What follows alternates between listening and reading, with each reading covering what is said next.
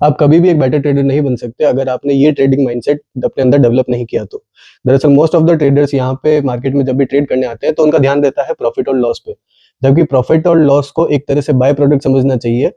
और मेन जो ध्यान देना चाहिए वो देना चाहिए ट्रेडिंग पे। मैं एक एग्जांपल से समझाने की कोशिश करता हूँ कि अगर कोई क्रिकेटर जब प्ले करता है तो उसका ध्यान रहता है उसकी स्किल्स पे। बैट्समैन का एग्जांपल ले लेते हैं कि वो किस तरह से बैटिंग करेगा, किस तरह से वो बॉलिंग को टैकल करता है, कौन से पिच पे वो खेल रहा है,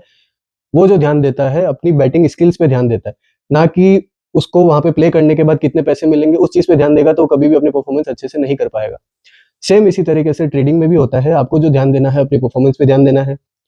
कि किस तरह से ट्रेंड लाइंस ड्रॉ होती है, कैसे लेवल्स होते हैं, कैसे सपोर्ट्स होते हैं, क्योंकि बेसिकली जो ट्रेडिंग होती है वो चार्ट्स पे होती है। मोस्ट ऑफ द ट्रेडर्स क्या करते हैं कि प्रॉफिट और लॉस देख के ट्रेडिंग करते हैं, जबकि ऐसा नहीं होना चाहिए। आपको जो स्टॉप लॉस लगता है वो चार्ट्स पे लगता है, आपका टारगेट लगता है जो चार्ट्स पे लगता है, तो जो भी चीजें होती हैं यहाँ पे वो टेक्निकल तरीके से चार्ट्स पे ही होती है, उसका प्रॉफिट और लॉस से कोई लेना देना नहीं। अगर आप प्रॉफिट और लॉस पे ध्यान दोगे तो आपके इमोशंस वहां पे इन्वॉल्व होंगे, विनिंग ट्रेड को भी आप लॉस में कन्वर्ट कर दोगे और अपना स्टॉप लॉस ले लोगे। तो कहने का मतलब यही है कि अपनी परफॉर्मेंस पे ध्यान दो,